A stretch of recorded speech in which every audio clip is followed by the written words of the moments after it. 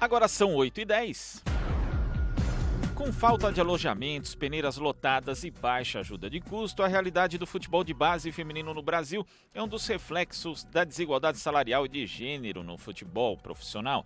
Ainda assim, depois de passar 40 anos proibida no Brasil, a modalidade não para de crescer e milhares de meninas persistem diante das dificuldades financeiras e do preconceito. A reportagem é de Beatriz Draghi Ramos. Com a Copa do Mundo de 2019, o futebol feminino começa a viver dias melhores. A visibilidade do primeiro jogo do Brasil na 8ª edição da competição já superou a audiência do amistoso da seleção masculina no jogo do Brasil contra Honduras. Além do time profissional em campo neste ano, o futebol de base ganhou 2 novas competições e terá 63% de jogos a mais, além do primeiro torneio sub-18. Ainda assim, a realidade do futebol de base continua difícil. De acordo com Mariane da Silva Pisani, professora da Universidade Federal de Tocantins e autora da tese Futebol Feminino da Periferia ao Centro, Formação e Profissionalização de Jogadoras de Futebol na cidade de São Paulo, a falta de estrutura é o maior desafio do futebol de base feminino. Os principais desafios do futebol feminino de base atualmente é a falta justamente de uma estrutura um pouco mais profissionalizada para receber e treinar as meninas desde muito cedo, assim.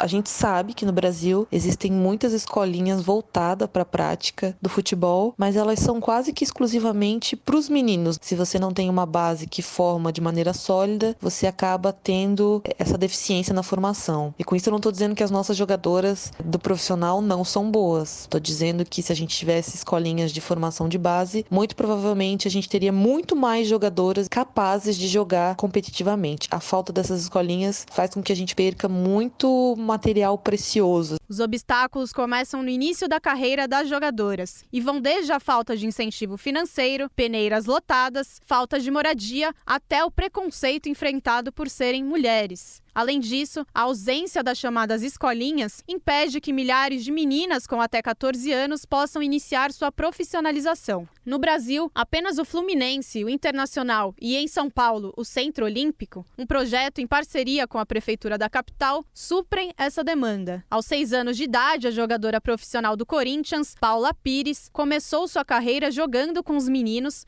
e logo aos 15 anos foi para o clube profissional. Para a lateral direita, o futuro do futebol feminino está na base. No meu começo eu nunca tive futebol de base, então eu com 15, 16 anos eu tive que ir para o time principal.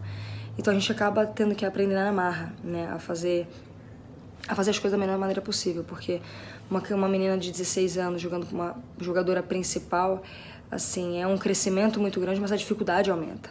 O futuro do nosso país é a base, né? Aquilo que você aprende desde pequenininho e você vai evoluindo e depois você vai para um time principal. Na visão de Mariane Pisani, o Brasil deve se inspirar no modelo norte-americano, no qual as escolas de ensino médio e as universidades investem igualmente em esportes masculinos e femininos, a partir de um arcabouço legal que também permite a entrada de jovens do mundo todo na Associação Atlética Universitária Nacional. Nos Estados Unidos, a gente tem várias leis que incentivam a prática esportiva. Não à toa, os Estados Unidos é sempre um grande medalhista dos Jogos Olímpicos, que asseguram o acesso de mulheres a diferentes modalidades esportivas. É a lei Title IX, ou Lei Título 9, onde diz que não pode haver nenhum tipo de preconceito de gênero nas práticas esportivas desde as escolas. Aos 18 anos, Júlia Beatriz joga na base do clube amazonense Iranduba, conhecido como o Hulk da Amazônia. Nascida em Teresina,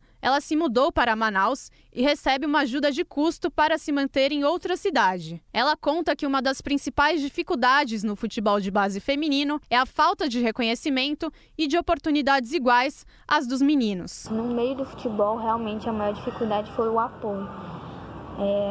A visibilidade ao futebol feminino, principalmente na minha cidade, que não é tanto apoio assim. Mesmo eu sendo uma menina que foi para a seleção brasileira, eu não tive tanto apoio como tem, como por exemplo, um jogador masculino que vai para qualquer time aí de fora.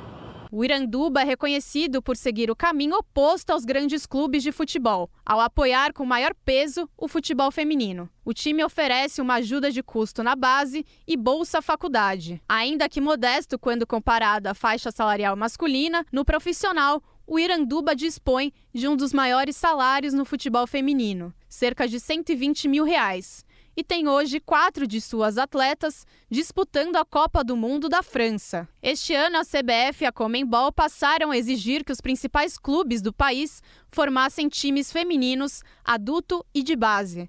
Mas para reduzir desigualdades entre o futebol de base masculino e o feminino, Mariane Pisani acredita ser necessária uma mudança na mentalidade do povo brasileiro. Eu vejo que a gente tem que mudar não só a questão do investimento financeiro, mas a questão da mentalidade do povo brasileiro, desses grandes dirigentes, e pensar que o futebol não precisa ser exclusivamente uma prática de homens. Que o futebol feminino, sim, tem qualidade, que não quer dizer que ele precise ser igual à técnica do futebol masculino, mas que ele tem uma técnica específica e que essa especificidade pode ser trabalhada e, a partir dela, ser alcançado bons resultados dentro da modalidade.